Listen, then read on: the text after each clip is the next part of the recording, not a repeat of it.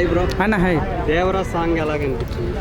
ఆ Devara second song Chuttamalle song అంటే నాకైతే చాలా అంటే చాలా మంది అంటే అందరి నుంచి నాకు తెలియదు, కానీ చాలామంది సాంగ్ కాపీ ఉంది అని అంటారు. సో అది మీరు చూడన్నా చాలామంది మ్యూజిక్ డైరెక్టర్ చాలామంది ఉంటారు. లైక్ మన దేవిశ్రీ ప్రసాద్ ఉన్నాడు, తను సినిమా మ్యూజిక్ సాంగ్ కాపీ కొడతాడు. అంటే అది 1 month తర్వాత మనకు తెలుస్తుంది, ఇది పోహి పలానా దగ్గర ఉన్న ఫీలింగ్ వస్తుంటుంది. మన తమన్ అంటే ఇప్పుడు కొట్టినంటే నెక్స్ట్ సెకండ్లో అది లీక్ అంటే కాపీ అని తెలిసిపోతుంటుంది. కానీ నిజంగా అనిరుద్ధ్ ఇక్కడ కాదు అక్కడ మొత్తం శ్రీలంకలో సినిమా అదేంది పాట కాపీ కొట్టడం అనేది ఆ సాంగ్ అలా మనం విన్నాం. అలాగే ఒక అమ్మాయి పడుతుంది శ్రీలంక సాంగ్, చాలా అంటే చాలా బాగుంటుంది. నిజంగా చాలా వ్యూస్ ఉన్నాయి ఆ సాంగ్కి. మా అన్న అటు పోయి శ్రీలంకలో పట్టుకోవడం అనేది కొద్దిగా క్రేజ్ ఉంది. నాకైతే చాలా అంటే చాలా బాగుంది అనిపిస్తుంది. ఇప్పుడు కూడా ఆ స్టార్టింగ్ విన్నప్పుడు ఏదో కాపీ అనిపించింది. ఇప్పుడు నేను రూమ్లో అదే సాంగ్ పెట్టుకుని ఉంటుంటే కొద్దిగా కొత్తగా అనిపిస్తుంది. అరే ఇది ఏదో బాగుంది కదా, వింటున్న కొద్దిగా నచ్చేసింది సాంగ్ నాకు చాలా. అది సాంగ్ ఒక పక్కన పెట్టాను.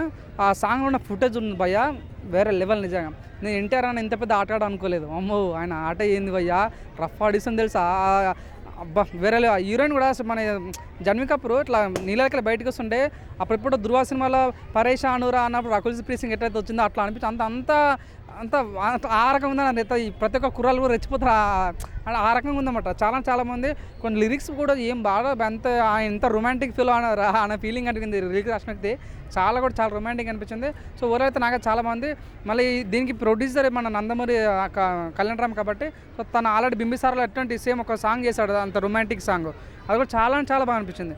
సో 100% ఈసారి మంచిగా రాబోతుంది. ఇప్పుడు యూట్యూబ్లో మంచి రికార్డ్స్ కూడా క్రియేట్ చేసి. అవును 100% అన్న. మీరు కొంతమంది కాపీ అని ట్రోల్ చేస్తుంటారు, కానీ నాకైతే చాలా బాగా అనిపించింది. సో నేను అవునన్నా కాదన్నా నాకైతే చాలా సినిమా చూడబోయాను. కాపీ సినిమా సాంగ్ కాపీ ఉందా అది ఉందా మనకు అనవసరం.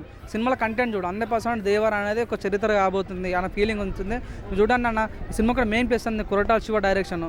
సో మన Janhvi Kapoor heroine, Anirudh music director, Kalyan producer, వీళ్ళంతా క్రితం కూడా ఎన్టీఆర్, నందమూరి తారక రామారావు. తను పర్ఫార్మెన్స్, తనకు స్టోరీ అవసరం లేదు, బ్యాక్గ్రౌండ్ మ్యూజిక్ అవసరం లేదు, జస్ట్ తన పర్ఫార్మెన్స్ సినిమాలో మళ్ళీ చేసుకుంటాడు అన్న. చాలామంది హీరోస్కి ఏంటంటే మంచి స్టోరీ ఉండాలి, మంచి బీజం ఉండాలి, మంచి అంటుంటే సినిమా హిట్ అవుతుంది. కానీ తనకు అవసరం లేదు కాబట్టి 100% మంచి స్టోరీతోనే ఈసారి పెద్ద హిట్ కొట్టబోతున్నా నమ్మకం నాకు ఉంది. 100% కొట్టు చూపిస్తాడు దేవర ద్వారా.